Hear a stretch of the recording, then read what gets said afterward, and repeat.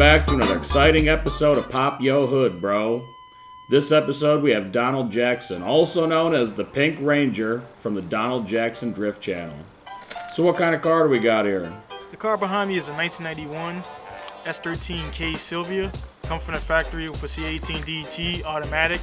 This car was actually swapped over to a manual before I got it. I ripped the CA out pretty much as soon as I got it also. What can you tell me about the exterior of the car? The exterior of the car is pretty much Origin body kit, the front bumper, rear bumper, and side skirts. All of the vinyls are done by Alan Arcega at Gaijin Drift. And it's pretty standard car. Like me, I like a subtle change from stock, but I don't like to go too crazy over stock. So it's a pretty normal looking car. The rear wing is a 1300 millimeter D-Max wing, GT wing. And the lights and everything is pretty much the EPS 13 standard dual projector with the dual projector housing with the fog lights, not the triple projector. So, like I said, again, pretty standard S13. What kind of wheels, tires, suspension, steering angle, all that sort of thing? The wheels that I use are CST. Been using those since about maybe 3 years ago. They're pretty solid, lightweight wheels, very cheap. My tire combo is a Federal in the front and a Kenda rear, a KR20 Kenda rear.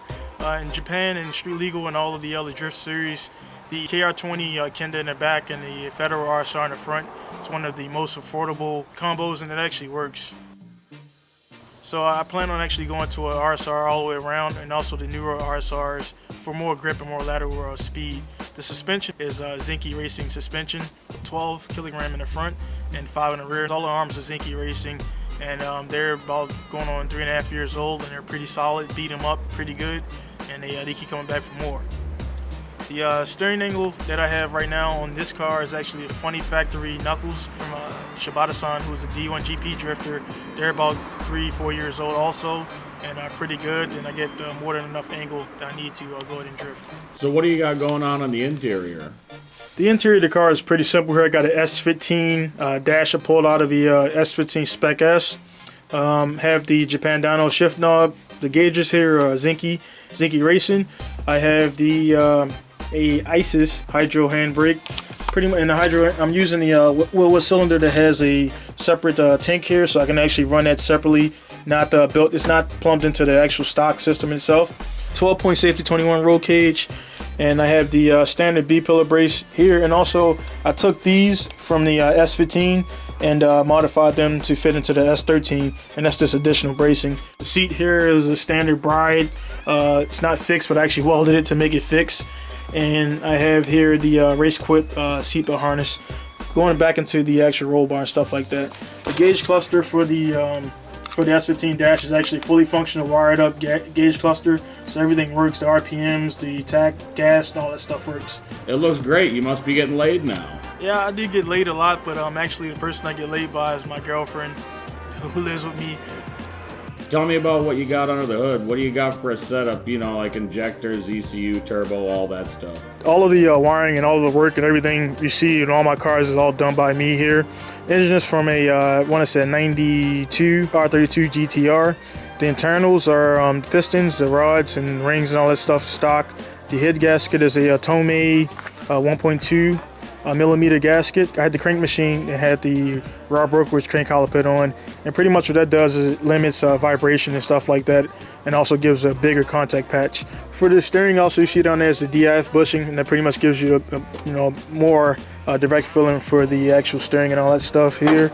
650cc SART injectors, Circuit Sport, ISIS, fuel pressure regulator. Going into the rail, which I modified to, I pretty much chopped it in half and put the steel braided lines on there. As you can see right here, the oil relocation kit, and that's going into a Grex oil cooler.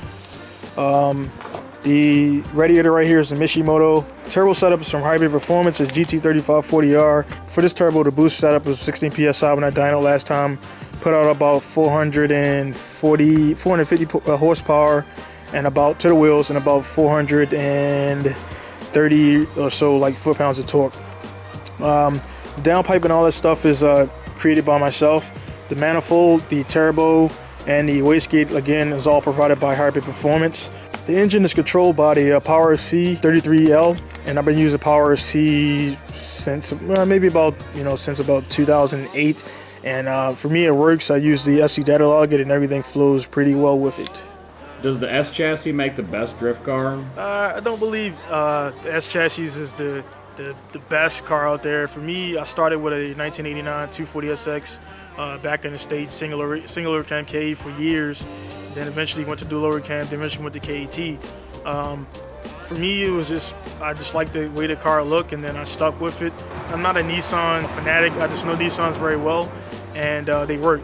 And I'm not really into trying to be totally unique and get a whole new chassis and all that stuff, because the R&D time you spend trying to develop that car is less time from the track. So S chassis work. What other car would you recommend? Other cars is anything that's lightweight, rear-wheel drive. If you want to attempt to drift front-wheel drive, good luck and do that. But anything that's lightweight, rear-wheel drive, and has a good, relatively decent aftermarket support, because you want to be able to get the parts you need, and you want to be able to replace those parts once you break them, because you're going to crash eventually. What's been the best modification you've done to this or any other drift car? So I had to say that the biggest modifications I've done to any drift cars is going to be footwork, bushings, and stiffening for all that stuff to make sure everything's linked up properly and working. What advice do you give someone thinking of swapping an RB into their S chassis? All right, the advice I would give anybody who's going to attempt the RB26 swap, first of all, is make sure you're not cutting any corners. When I did this swap here, I had everything I needed before I started, and I still needed a few little bits and pieces, but I had all the major components. Again, the front end, lower subframe is going to be a R33, ECR33 subframe, and the mounts I use is the Psycho Performance, and that pretty much allowed for the engine to sit pretty low and to sit forward just a tad, not too forward. And actually, what I also did, as you guys can see, is I cut out the front core support so I could put the radiator in and also run the clutch fan.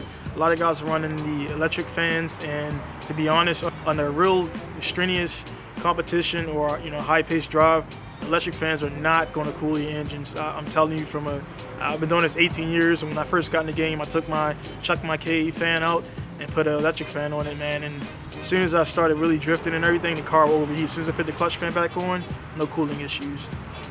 So I would recommend making sure that take care of all of the auto components before you put the engine in. Make sure you swap your water pump, timing belt, all the stuff like that. If you're under 500 horsepower, you don't have to worry about the internals. What's your favorite track to drive on in Japan? I had to say my favorite track in Japan is actually a combination of tracks. It's the Ibisu circuit, which the Ibisu circuit has about 6 or 7 circuits inside of it. But one of my favorite tracks inside of Ibisu would be Nishi circuit. Nishi short, which stands for Nishi, is west. That's what Nishi stands for in Japanese. So that circuit, if you guys have seen the Drift Mod City videos, which you can go back and see my videos or anybody videos, always about a certain time of the day they open that course up, and it's like training session, about 20 cars in the road drifting. It's just an awesome feeling to have, to be sandwiched in between drift cars and everybody's in the zone and drifting and all that stuff. So again, if you haven't seen that, go check it out. Where can we find you on social media? Donald Jackson Jr. for my personal Facebook. For my drifting, just go ahead and type in Pink Ranger Drift. That'll come up with Donald Jackson Pink Ranger Drift. For Instagram, Tumblr, and all the other stuff, just put in Pink Ranger Drift and something to come up for it. The links will be at the bottom of the video and all that stuff like that. And if you, like I say, you guys want to go ahead and share your pages, I'll like you guys' and follow you guys' progress. And my biggest thing is networking is important, so any way I can help you, just let me know, and then vice versa. If I need help from any of you guys out there, I'll request it. So again, thanks for tuning in. Pink Ranger out from Japan.